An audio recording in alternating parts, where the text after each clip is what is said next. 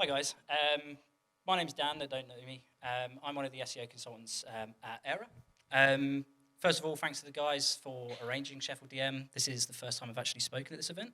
And this is actually the first time I've spoken at an event like this for, pre-COVID, which is mental.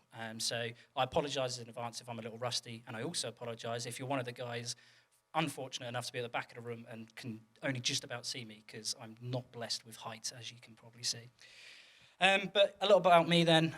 I've been involved in SEO for a little over 10 years. I've been with Aira for 6 years of those 10 years this year. I try to speak at as many conferences and meetups as much as I can and contribute as much as I can. I've kind of fallen into a bit of a SaaS SEO specialism. That tends to be the space where I do a lot of my work, and it's going to be sort of the foundation that tonight's case study that I'm going to be discussing with you is based on. In my spare time, I've recently started a personal project with my soon-to-be wife, which is a site called Nanny Recruit. So there is a little bit of a shameless plug during tonight's talk, so I apologise in advance there as well. And these are just some of the kind of brands that I've been fortunate enough to work with during my time at Aira. So we work with a real variety of brands from a real variety of sectors and industries, from travel to tech startups to pharmaceuticals and all sorts, really. But to be completely honest, you're not here to understand me or Aira. You want to know how we did something cool like this, which was create a lot of money for other people that paid us a fair amount of money. So without further ado, we'll crack on and get into things. So the good news is I'm going to show you exactly how you can do this, but I should caveat it. I'm going to be discussing a way of working, a blueprint, a checklist, whatever you want to call it, that you can essentially focus on the business metrics that really do matter. I'm a big believer in concentrating on the things that make a difference to the business at the end of the day. So we don't really tend to report on vanity metrics. We're more interested in things like revenue, pipeline revenue, MQLs, that kind of stuff. I should also mention there is absolutely no guarantee that this process will work like for you. I'm not saying if you implement this, you're going to be able to generate $500,000 in pipeline revenue for your two-man team for a local business here in Sheffield. But what I am saying is this approach has clearly worked very, very well for this SaaS client. So there's elements of this that you can take away from tonight and test and trial yourself and report back on and use that and get into that rhythm of trialing, testing, analysing and repeating that process, which is essentially what we all tend to do as SEOs and is a big part of the SEO that we all do day in and day out.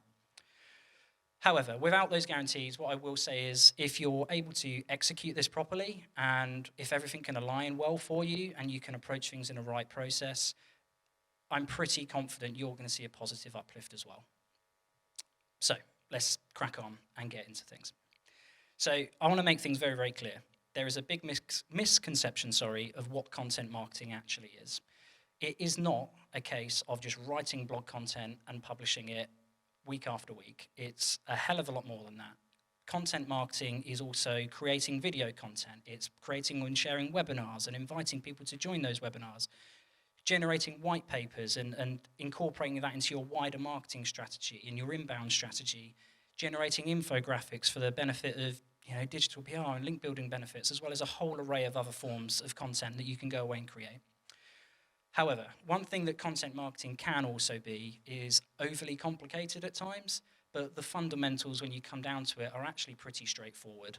And hopefully this is a process that you're all pretty familiar with and something that you tend to do day to day, or at least when you're going through the process of creating a content strategy at least. So you've got your research process, you'll do your keyword research, you might do customer interviews, you might speak to sales teams to get an idea of the type of content and the type of information that users, people are looking up for answers for essentially. You'll then take that research, you'll then start to create it in whatever format is best, you'll publish it, you'll then repurpose it, and the best way I can say that is if you do use a blog post, for example, how can you then repurpose that blog post into a variety of different formats? And the best example I can give you is if you was to create some kind of how-to guide for something in specific, you could potentially then chunk out that guide into bite-sized TikTok videos, for example, and repurpose it on what is becoming a massive, massive social media platform.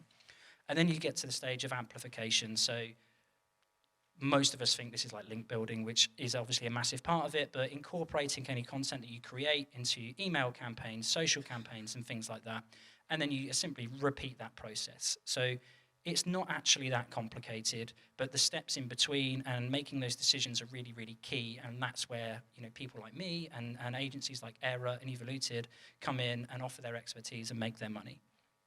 So without further ado then, once you've done all that, you just sit back, relax, and wait for the cash to roll in, right? And that's kind of it. So thanks for coming along. That was good. But jokes aside, the process I'm going to share with you today really does work, but there is more to it than that, and this fancy graphic proves that. So you can see here the pipeline revenue that we generated over time and where that coming. So, there were stages where it stagnated a little, but it also increased. There was things where it wasn't necessarily as high as we expected it to be or what necessarily wanted it to be, but we firmly believed in the process that we were working with, the content that we were creating. We had a really, really positive relationship with the client as well, which was key. We had a really good relationship with their development team as well. So part of this that I'm going to be talking you through this evening isn't necessarily just going to be focused on creating content. It's also going to be other avenues that you should really be considering as part of your wider content marketing strategy that can collectively come together to contribute to a greater goal for you. So I mentioned it briefly earlier. I'm a big, big believer in business-focused metrics. So I don't necessarily care if sessions have decreased by less than 1%, if revenue is constantly increasing over time.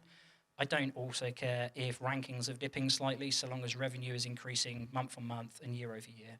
We can show that we're adding value, and if rankings have to take a bit of a hit in that time, but we can still generate the same amount of money, if not more, I'm a happy guy. So getting into things then. This process is not complicated, and this case study I'm going to talk you through this evening really does focus on some pretty basic principles of marketing in general and SEO, but it just shows how effective it can be if you do the basics really, really well. And that was the foundation of where we started things here. So because this was a SaaS client, there's a couple of things that are, in my opinion, absolutely non-negotiable when it comes to working with these type of businesses. That's things like feature pages, use cases, integration pages, pricing plans, and making sure that all of those pages are visible and crawlable and indexable. For me, these are completely non-negotiable. So this was a key starting point for us when we started working with these guys. And to give you an idea, this is a really good example of what I would look at creating for like a landing page for specific features of a tool. I should say that this isn't our client. This is just an example of a really good SaaS feature page that I was able to find, and there's a couple of things that we can highlight and point out here that you can kind of look to integrate yourselves. So you don't need to be a SaaS product or a business to be able to do this. This is a good way of looking at things and how you can potentially style your service pages or your solution pages or other landing pages that are designed to convert and get people interested and effectively affect that bottom funnel rather than the top. So you've got the top here, you've got the smaller heading that's styled to be kind of not hidden, but just slightly out of the way, that clearly states exactly what the feature does. So this is about conversational messaging. You've then got the slightly larger heading, which most people would assume is probably a H1. This is actually a H2 that's been styled to look like a H1. So the heading hierarchy is maintained throughout the page, which is really, really small, but in my opinion, pretty key. It addresses the pain point. So these pages have clearly been targeted towards specific buyer personas. So this user in particular that would be really interested in converting is pretty interested in having the ability to engage with their customers in real time. You've then got the optimized section of copy directly under that. So anyone that's familiar with The Wolf of Wall Street and Jordan Belfort, you'll know that scene where they're sat in like a cafe and he asks he's made Brad to sell him a pen. And he creates that initial supply and demand. He's like, oh, write your name down on the napkin. Oh, I don't have a pen. There you go. You've provided the solution to the problem. That's essentially what this is doing. You've got that 2 to 3 sentence section there where you can quickly create that supply and demand and generate that kind of intention there. You've then got a really good, clear, engaging call to action, the colors contrasting to the page, which is great from a CRO perspective. And then an added bonus is these guys actually had a video demonstration of what this specific feature was able to do. So if you're a local plumbing and heating company and your goal is to get more people inquiring about boiler installations, there's no reason why you couldn't have a video here along the lines of, this is our process, this is why it's important, the things you have to consider when you're getting your boiler installed or replaced and so on. So when we started working with this brand, this was an area that we started on, but when we did get to that, we found out they actually had some pretty decent landing pages already. So what we needed to do was make sure that we were satisfied that those pages were as optimized as they could be. So we started with a full head-to-toe assessment of those pages, mainly their product pages, as they had a lot of those. They had a lot of additional feature pages, which was great. We actually helped them branch those out a little further as well when we did a little further research and backed by what we had already. We were able to break those down a little further, which was really good.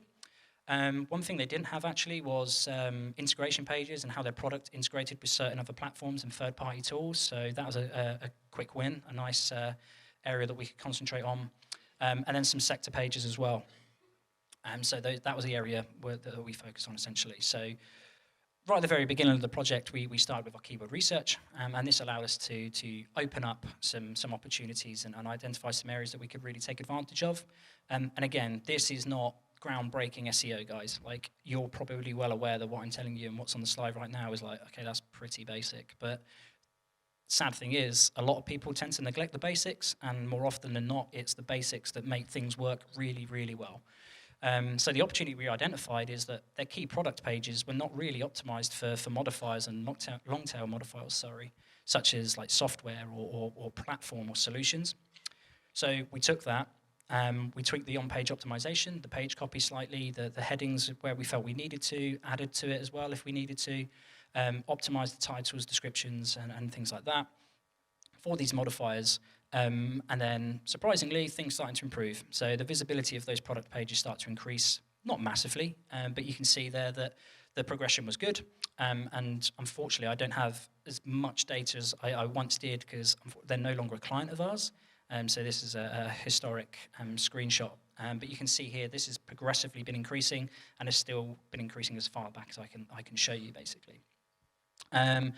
However, the last 6 months that I can show you has confirmed that the visibility has continued to improve to a really impressive 105%, which is great.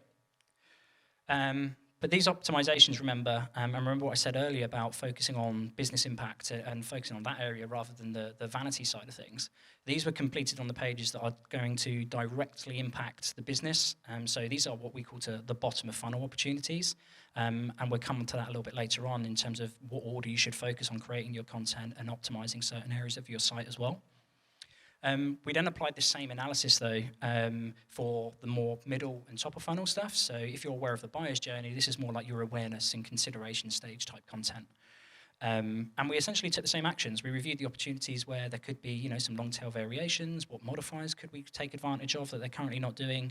And we did exactly the same thing. So by doing that, the top and middle of funnel URLs that they already had. So at this stage, we hadn't actually created any content whatsoever. We were just improving what they already had. And that saw those pages increase by 19% in visibility as well. So first thing for me to say to you, for you to take away effectively, is to make sure that you do your basics. The basics can go a long way and can help you in a long way in achieving what you want to achieve. Make sure you're optimizing for those modifiers to increase the visibility for long tail variations of your target and primary keywords and products or services. So this is this isn't an exact science, but this is generally the kind of process or the target type queries that I would be looking for. I'd want something that's generally generated some pretty low numbers in terms of impressions. You can get that from Search Console. Ideally, you'd want them to have some kind of search volume if you can, but please, please, please do not be intimidated by keywords that don't have any search volume. A lot of the content that we created, and I'll touch on this later, didn't actually have any search volume whatsoever, and they were able to generate some pretty incredible results for us. So moving on then. I said to you earlier that we're going to cover a variety of things that collectively come together to help us generate these kind of results. And the next step in that process was making sure that we were able to work from a solid foundation. So just quickly, show of hands, how many people audit or do a technical audit on their website more than once a year? 1, 2, 3, 4, 5, about half a dozen or so, which I'm not shocked by. In all honesty, like, most people seem to think that we'll do a technical audit, we'll fix the high priority things and we'll go from there. But one thing we did was constantly audit the site every sort of 3 to 6 months over a 2.5 year period. to constantly make sure that the technical work on the site was being held to a good standard. Any new errors that were arising were fixed as quickly as possible, and that was allowing us to go away, create our content, and work from that foundation. So you're probably thinking, hold on a minute, this is not a technical SEO talk. We're supposed to be talking about content marketing. And that's absolutely right. This is a talk about content marketing, but we need to make sure that we're working smart, not too hard. So we want to make sure that we've got that solid foundation that we can then build upon for success in the long run. So this is typically like a bit of a pyramid of the way Aira and I tend to work. This probably isn't a surprise to most people, and I would have thought most SEOs and marketers and agencies work in a similar way. You've got the foundational type work, so your on-page optimizations. You've then got your obvious technical fixes. You've then got the next step in terms of going away, creating that content, repurposing and publishing that content once you're satisfied that you've this solid foundation. And then you've got your off-page optimization, but we all know that's a load of rubbish. That means building links and getting links in. So this is the process. So before we even started creating any content, we knew we needed to get some best practice in place, clean up a bit of pieces here and there, and work from there. And this is a very brief screenshot of the actual audit we did for this client. And this is the kind of way we tend to display it, because we feel this allows us to show them where the biggest issues are, how much of a problem they are, how much of a priority should it be that they fix it, and who owns it. And it allows us just to give a bit of ownership to stuff as well, so we can track and monitor over time and make sure things actually get done at the end of the day. Because there's nothing more frustrating than doing a tech audit, spending 2-3 days on it, delivering it for the client, and then it just sits there. Nothing gets done, nothing gets actioned. The whole point in doing a technical audit and identifying these fixes is to make sure that they actually get fixed and get things done. So what is considered high priority when we're focusing on technical SEO as well as focusing on our content marketing? We know that site speed is incredibly important. I'm not going to go and blow minds in terms of talking about the code and optimizing for speed and talking through all of that today. That's a talk for another day. But a couple of things we do need to be aware of. So the top screenshot here is a snippet from the speed update that Google released back in 2018. And the highlight there is that this update is designed to affect pages that deliver slow experiences to users. The one below is from Advanced Web Rankings site speed study. And that top one is probably the most obvious one that jumps out to me, at least, is that the higher the ranking in Google, the lower the LCP metric is. So those of you that don't know what LCP is, that is like the largest contentful paint. Essentially, without going into too much detail, it's how long it takes the largest element on the page to effectively load and become rendered on the page itself. So we analysed our client's domain. We took that and we looked at it compared to their competitors using the Crux data. So we knew that the data we were looking at was based on real user activity rather than just hypothesis. And we wanted to see how they compared and see where the opportunity was, essentially. So after that, we quickly realized that there was actually an opportunity for us to improve the cumulative layout shift, or the CLS score, across the site. So completely site-wide. This isn't just on specific URL. This is across every URL that's currently available on the website. So CLS is essentially a measure of how much a web page would unexpectedly shift during the page load. Now, ideally, you want it to not shift at all. You want the content on the page to load and stay in the position it is. You don't want things to move around, because that's a big, big no-no in Google's eyes, and you're not necessarily going to get penalized for it, but sites that can do that better are naturally going to be ranking better for it. So this is a really, really detailed graphic of what things look like before we actually did anything. So this was based on the tool that we have internally at Aira, that allowed us to compare what the average, the bad or average scores for CLS were, and what the number of times we got a good request back, for essentially across all of the URLs. So effectively at this point, there's around 1 in 4 requests were returning either a bad or an average CLS score. And this is another really, really fancy graphic of what things look like after we made some changes. So you can see here that the number of bad or average requests dropped by quite a bit.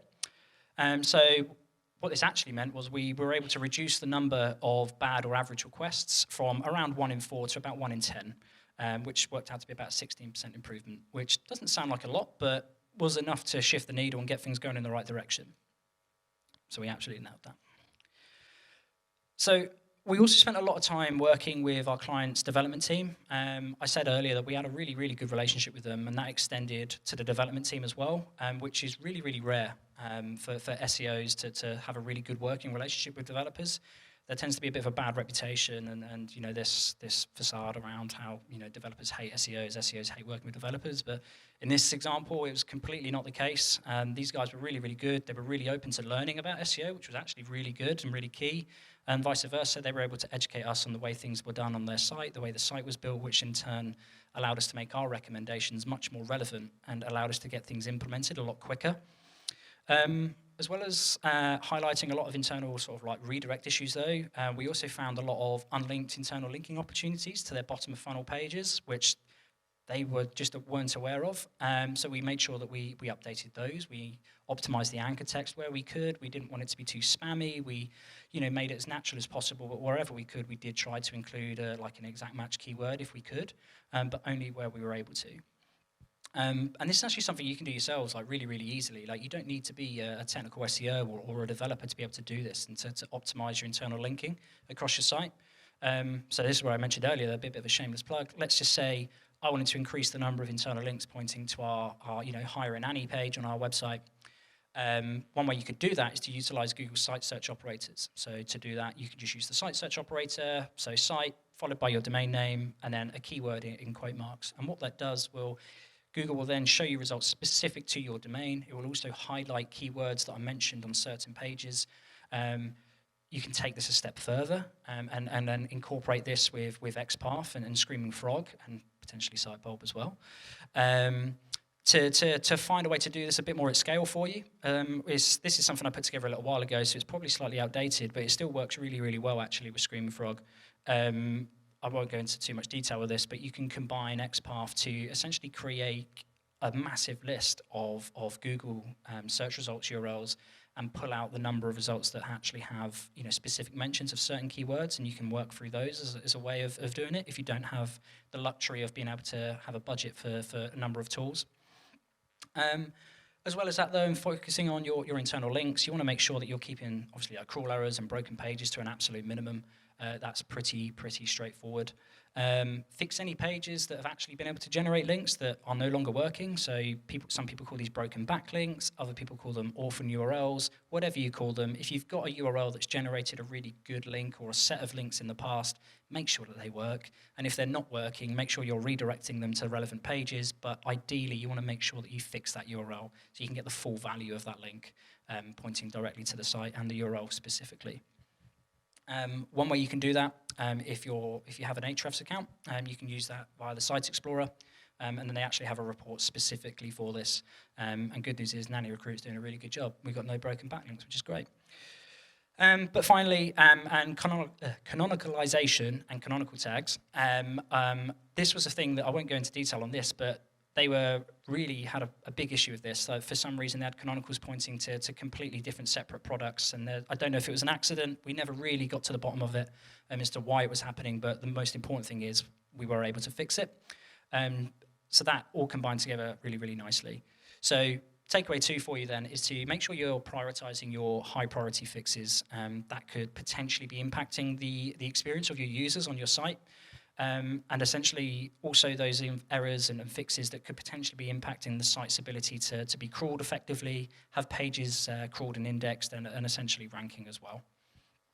So getting into the more content side of things then. So we focused on the fundamentals. We know we're working from a solid foundation. What type of content do we actually want to create as part of this content marketing strategy? So I mentioned the buyer's journey earlier. So we essentially want to create content for each of these stages. And that's exactly what the best content strategies tend to do. And they tend to be ones that create content for each of these stages in a variety of formats.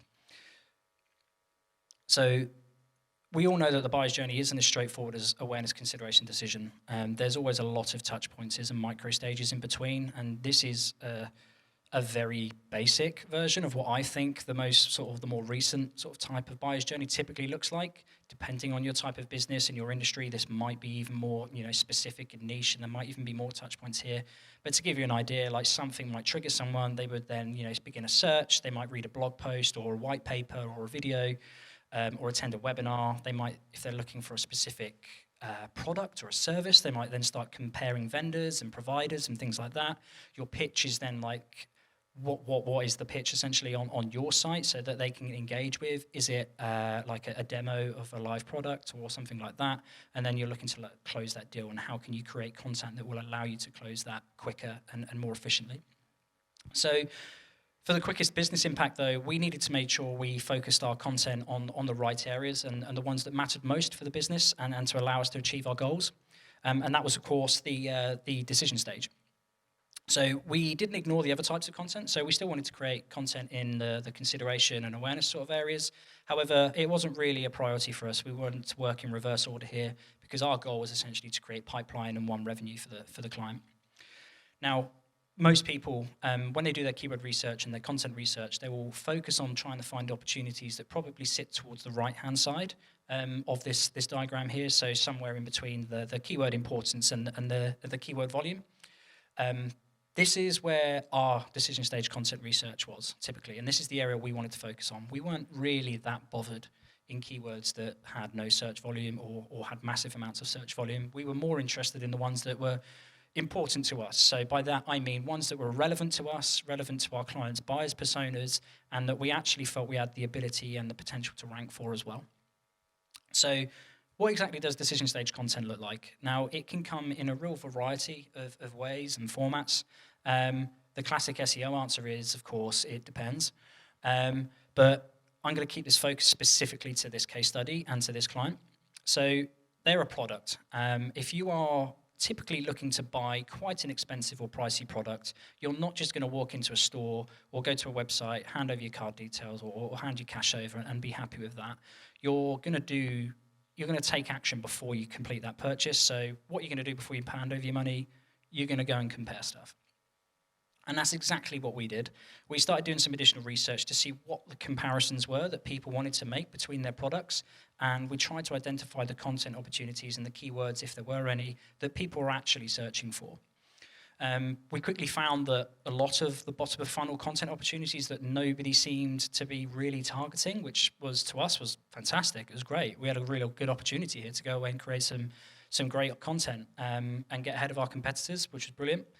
And it come in the form of like versus content. Now, this is really, really popular within SaaS marketing, but it can be applied to pretty much anything that sells a product. So if you're an e-commerce store, or if you're a service-based store with different types of providers, or if you're an art supply store that stocks specific brands, you can compare brands to one brands for certain types of products. It can really be kind of endless. So it's a really smart but simple way of creating content, and one that has worked really, really, really well.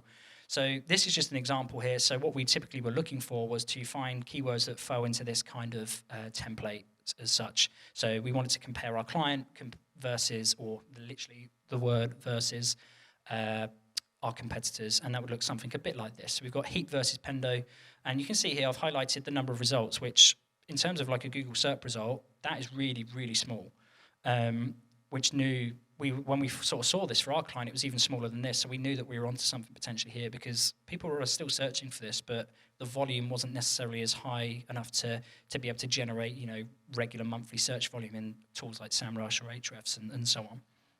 So we ran an internal session with the client's marketing team, and we'd come up with a list of other competitors that they felt were relevant to their specific products. So like I said, they had a real variety of products. It wasn't just one thing. They had about 6 or 7, so we created different competitor lists for each of those. We then cross-referenced that with sites like Capterra, G2, sanitized that list, and eventually we ended up having quite a big list of competitors that we could go and create this content for.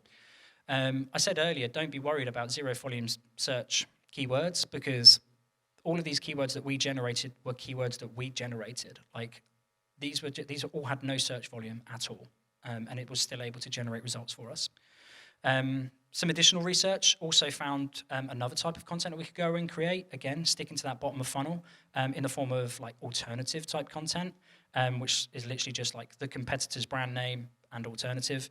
And you see here the number of results are actually only 71 for Pendo alternative. So if you are a competitor of Pendo, you're welcome. But you might ask, is this type of content not the same. How are we going to manage like cannibalization and avoid duplicate content issues here? I've got it. You may or may not be aware of this tool. This is completely free to access. All you need to do to access this is pop in a credit card, but you will not get billed. I can confirm this, I've done it myself. And it allows you to use a Keyword Insights SERP similarity tool. What you can do with this is to pop in, I think it's up to 3 keywords on the free plan. And what it does, it will scrape the SERP for you, and it will tell you what the similarity is in results. So here you can see we've got heat versus Pendo and Pendo alternatives. Specifically in the UK, targeting English speakers. And you can see here, both sets of SERPs generate 10 organic results, absolutely no similarity in the results whatsoever. The content itself as well, so we didn't just rely on that, we went away and actually looked at the type of content that was ranking for these type of terms as well to get an idea of how they were built. Are they similar? Like, is it Google just dropping a bollock, or is there actually an opportunity here for us? The content structure and the intent was also completely different. You can see here, you've got the alternative on the left and the specific direct comparison on the right-hand side. So all of this together gave us confidence that we could probably go away and create both types of content here. So that's exactly what we did. And surely enough, it started generating impressions, which was really, really good. So visibility was going up, but more importantly, it generated 6,000 clicks with an average click-through rate of 3%, which was really, really good. So this type of content was clearly working, but would anybody want to hazard a guess as to the number of URLs that were published to generate this impact this short, or this quickly, however? No, there's only 2. We only published 2 pieces of content, and this was over sort of like a 30-day period, and there's a lot back and forth in terms of like getting the page design right, the structure, and so on like that, but lo and behold, we got it done, and just 2 URLs were able to generate this kind of result. But we didn't stop there. Remember earlier we said we would focus things in reverse order, so we'd focus on the bottom of funnel to generate revenue and pipeline and leads as quickly as possible, and then we'd focus on the middle and top of funnel to build up traffic and brand awareness later. So that's exactly what we did. The top and middle of funnel content generated around just over 41,000 clicks and just under 4.5 million impressions over time, which you can see here, which is obviously great. But naturally, the decision stage content that we were creating wasn't actually generating that much traffic, but that was okay. Like we were fine with that. That wasn't its job. Its job was to impact the business and essentially make money, and it did exactly that. So you can see here, we started working with this client here in January. The content started to go live late Feb, early March. And then you can see here, this was the number of contacts that we started generating over time. So not only did 2 URLs generate over $500,000 in pipeline revenue, those 2 URLs collectively generate only 30 contacts. So like 30 leads generated that much revenue and pipeline revenue for the client, which is brilliant. Right? The return on investment of that is fantastic.